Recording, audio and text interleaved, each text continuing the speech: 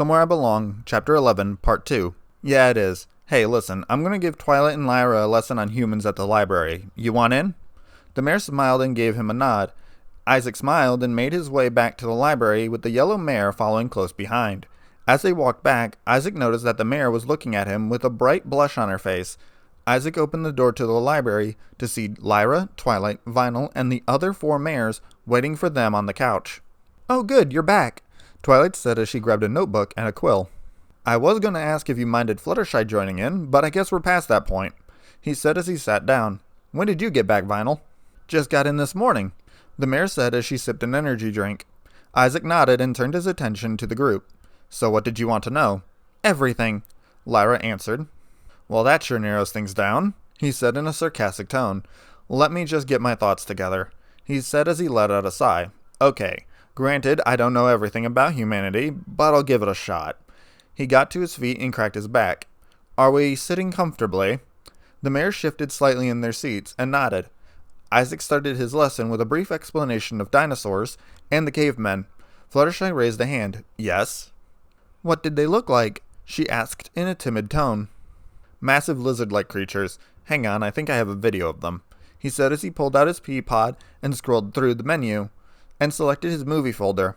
We depicted them as this, he said as he handed her the device. Fluttershy gave a yelp in fright as she saw the T-Rex. Why don't you just put it on projector mode? Vinyl asked. Projector mode? Vinyl took the device and pointed it at the far wall. An image shined against the wall, showing the massive dinosaur. Man, wish I knew about that earlier. Isaac continued to ramble on about the massive creatures. What happened to them? Twilight asked. Wiped out by a comet that blocked out the sun in a cloud of dust and ash, causing them to become extinct. I'm fuzzy on the details, but that's what scientists say, he said with a shrug. So how did your people get started? Twilight asked. That is still up for debate.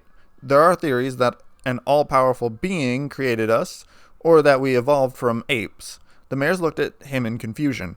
There's scientific proof that humanity shares DNA with monkeys, but a lot of people don't believe that, he said with a sigh. Honestly, I don't care, and the debate itself is getting tiresome. Why? What's wrong with having different points of view? Lyra asked.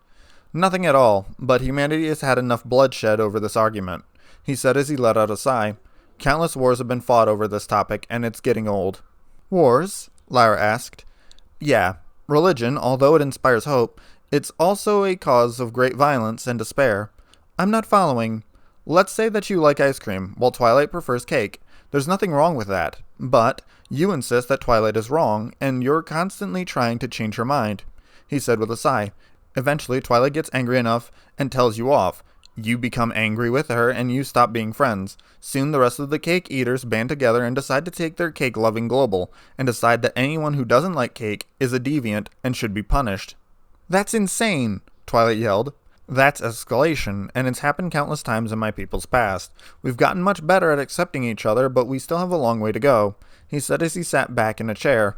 The mares looked at him in confusion. It's not pretty, but it's how we've evolved as a species. We've made mistakes, and we learn by them. What other wars have your people had? Most, I don't know. How about we start with the founding of my country, he said as he scrolled through his device and found a map of the continent. Isaac stated how it began, the leaders, the locations, and the government structure. He was cut off as Ditzy came running inside out of breath. What's up, Ditzy? Somebody's causing trouble in town. Some griffin. She sounds like she knows Rainbow. The mares looked at the Silentpegasus and gave her a nod. Gilda, Rainbow said in a reluctant tone. That's her name, Ditzy said as Rainbow got to her feet and barged out the door. The other mares soon got up and followed her. Who's Gilda? Isaac asked. She's an old friend of Rainbow's. She acted like a total jerk and blew every pony off last time she was here, Pinky added. So? She has a really bad temper and isn't afraid to smack a few ponies around, Applejack said as the group gave chase. The clouds outside were starting to turn dark, and a light sprinkle was starting to cover the land. Isaac noticed a large group of ponies and shouting coming from the center. Isaac and the mares forced their way through the crowd to see a large griffin and the Silentpegasus arguing with one another. The griffin then rolled her right claw into a fist and punched the mare in the face, sending her staggering back. As the griffin tried to land another blow, her wrist was caught by the human, who had a cold look in his eyes. Who the fuck are you? She yelled as she broke the man's grip on her. Back the fuck off, Isaac ordered. "This doesn't concern you. You just nailed my friend in the face. That makes it my business." "I can handle this myself, Isaac," Rainbow said as she stumbled.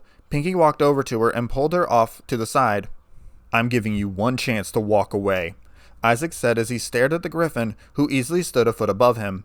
"You got guts. Nice to see some pony in this town with a spine," she said with a smirk. She quickly swung at the human's face. Isaac dodged the blow, only to be met with a kick to the stomach. Isaac felt his ribs crack and cried out in pain. As he looked up, he felt his face take a blow from the creature's left claw.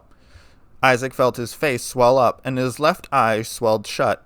He staggered backwards and smiled at the beast, who looked at him in confusion. "What the fuck?" "That all you got?" The griffin charged at him and landed a few kicks to his stomach. Isaac coughed up more blood. The griffin then felt a rope being wrapped around her. She looked to her left to see Applejack with rage in her eyes and the other end of the rope in her hands. Gilda quickly grabbed the rope and threw the farmer into the charging cyan mare, sending them both to the ground. Twilight's horn suddenly glowed and shot out a bolt of magic at the griffin.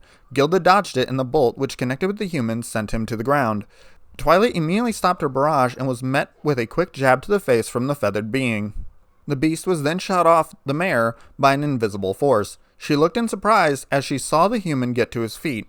The griffin lunged at the human with a fist clenched. As she closed in on her target, the human dodged her attack as she felt something catch her tail. The human gripped the appendage and slammed her into the ground. The griffin let out a cry of pain and quickly got to her feet. The griffin took flight and launched herself at the human. Her claw clamped around his neck, and she took flight towards the sky.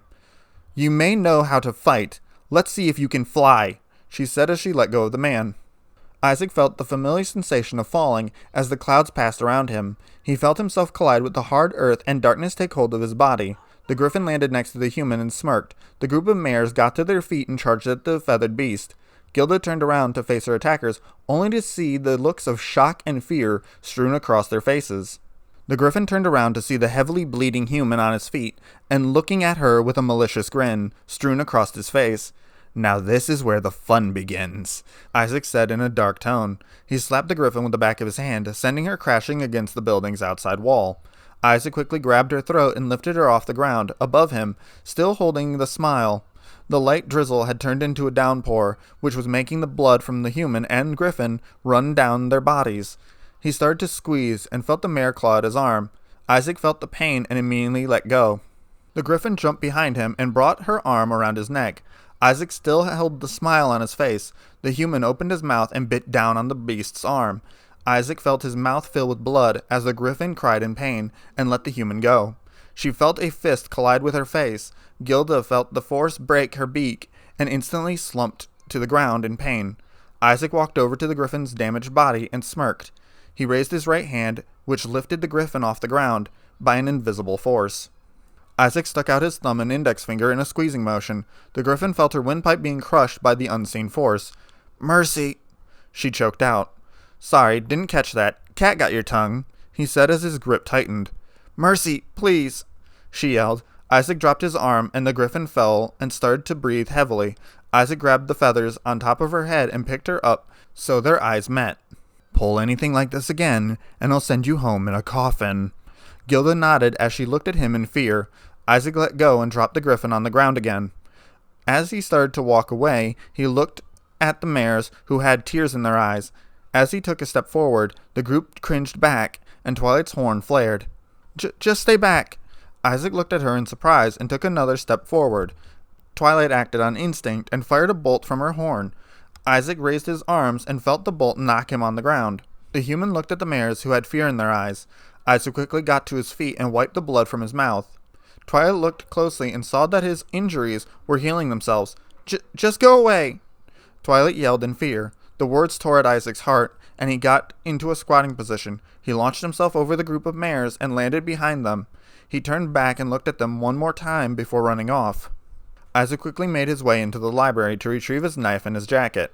He pushed the weapon into his pocket and threw his hoodie over his body. Isaac then heard the door open to reveal a purple dragon with a confused look on his face. "You okay, Isaac?" "I'm fine, Spike," he said in a cold tone. "You sure? You look like hell." The dragon then burped up a letter. "Hang on a second." he said as he unrolled the letter and turned away from the human. The dragon unrolled the letter and had a look of confusion on his face. Spike, do not let Isaac leave. What the? The dragon was cut off as he felt a blunt force strike the back of his head. The human put the large book down as he caught the dragon and dragged him over to the couch. Isaac took one last look at the library before he took off towards the forest.